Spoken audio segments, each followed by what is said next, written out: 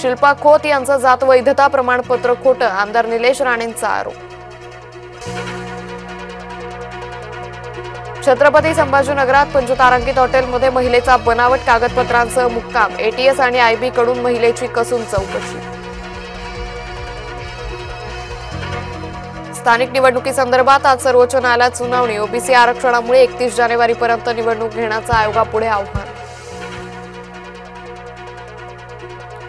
अयोध्येच्या श्रीराम जन्मभूमीवर उभारणार 11 किलो वजनाचा रेशमी धर्मध्वज, सर्व ऋतूंमध्ये सदा फडकत राहील हा धर्मध्वज।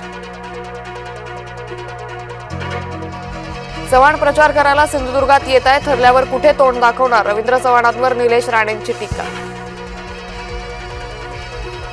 ट्रकच्या धडकेत दुचाकीवरील चिमुकल्या बहीण भावाचा मृत्यू, गंगापूर छत्रपती संभाजीनगर मार्गावरील घटना। माजी संरक्षण मंत्री यशवंतराव आज 41वी पुण्यतिथी, कराडच्या प्रीती संगमावर नेत्यांकडून अभिवादन। वर्ध्याच्या खुर्सापार जंगलात वाघांची दहशत, वन विभागाला 30 डिसेंबरपर्यंत जेरबंद करण्याची परवानगी। एक माणूस नाही याची जाणीव होते, धनंजय मुंडेंना वाल्मिक कराडची आठवण आल्याची चर्चा। नांदेडमध्ये उपमुख्यमंत्री अजित पवारांच्या सभेत घोषणाबाजी करणाऱ्याला पोलिसांनी घेतलं ताब्यात, अजित पवारांनी एससी वर्गीकरण बोलण्यासाठी घोषणाबाजी।